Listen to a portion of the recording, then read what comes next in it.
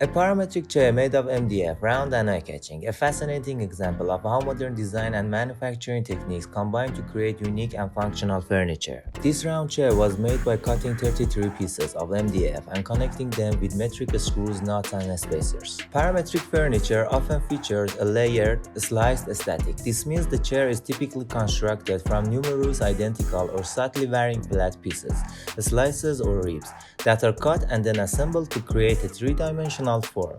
These layers are often held together by rods, dowels, or an interlocking groove-to-groove system. The construction plan is at the end of the video. I hope you make it and enjoy it. Parametric designs are inherently digital. They are created using a specialized software like Rhino, and then translated into files for computer-controlled machines, such as CNC routers or laser cutters, to precisely cut the individual components. By changing the input parameters, like the number of slices, the distance between them, the curvature, the design can be easily modified to create endless variation without having to redesign from scratch.